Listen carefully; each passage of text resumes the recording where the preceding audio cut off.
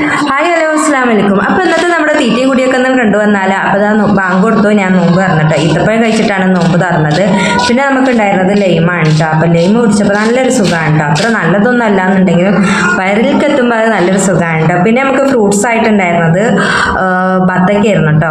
ബത്തക്ക ഉണ്ടായിരുന്നു, അപ്പോൾ ബത്തക്ക കഴിച്ചു.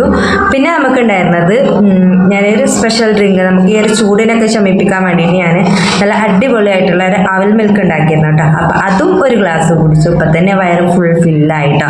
പക്ഷേ കഴിഞ്ഞില്ല കേട്ടോ. നമ്മൾ എണ്ണക്കടി ഉണ്ടായിരുന്നു, പൊക്കോടയാണ് ഉണ്ടാക്കിയിട്ടുണ്ടായിരുന്നത്. അപ്പോൾ ആ ഒരു പൊക്കടയിൽ നിന്ന് 2-3 കയ്യിലെടുത്ത് കുടിച്ചെന്നുണ്ടെങ്കിലും ഞാൻ ആകെ ഒന്നാണ് കേട്ടോ കഴിച്ചിട്ടുണ്ടായിരുന്നത്. ബാക്കി അവിടെ മാറ്റി വെച്ചു. പിന്നെ ഇതാ നമുക്ക് ഒരു 10-10:30 ആയപ്പോഴത്തേക്ക് നമ്മൾ ചായ കുടിച്ചു കേട്ടോ. പത്തിരിയും ചിക്കൻ കറിയായിരുന്നു. അതൊക്കെ കഴിച്ചുകൊണ്ടിരുന്നു. കുറച്ച് കഴിഞ്ഞിതാ നമ്മൾ നല്ല ചെനമാങ്ങ ഉണ്ടായിരുന്നു കേട്ടോ.